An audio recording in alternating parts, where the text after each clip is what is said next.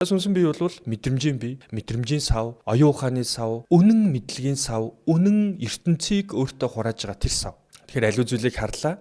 Цаад хийж байгаа ухаан нь тийм юм байна гэд харж суралцдаг байсан хүмүүс бол монголчуудаа. Аав нь бол олон долоо юм яриад лекц уншаад тахгүй зүгээр хүүхдтэй харуулад хэлчихдэг. За морьтойгоо ингэж ажиллана шүү. Хонио ингэж хариулаарай минийхөө. Ээж нь ч гэсэн охтуудтай заагаад ингэж өгдөг. Тэгэхээр тэрийг маш хурдан суралцах чадвартай байсны цаана нь бол тэр сүнсийг тэтгдэг арга технологиудаа мэдчихсэн учраас бидний хүүхдэд соёл иргэншилтэнд нэвт шингэсэн байсан учраас хурдан суралцаад аливаа зүйлийг монголчууд хурдан сураад. Ерөнхийдөө монголчуудын нэгэн чадварыг бол тэр уян хатан ямар ч газар оронд дасан зохицох чадвар гэдэг. Дасан зохицох чадвар гэдэг бол өөрөө цэвэр суралцах бай. Сүнсэн биеийн хэлэлт, сүнсэн биеийн хүчийг хэлээд байгаа. Тэнд тэсвэр хатуучлалыг хамаагүй. Яг тэр монголчуудын тэр аливаа нөхцөл байдалд тесрэлттэйгээр суралцаж дасаж зохицож чадж байгаа тэр бол цэвэр сүнсэн биений амнаас үсэж байгаа юм аа. Тэгэхээр суралцгаа гэдэг зүйлийг бол хүн төрөлхтөн майндсет гэж үзсэн юм байна. Бидний хүүхдэд бол цэвэр сүнсэн биений тэлэлт гэж үздэг байсан.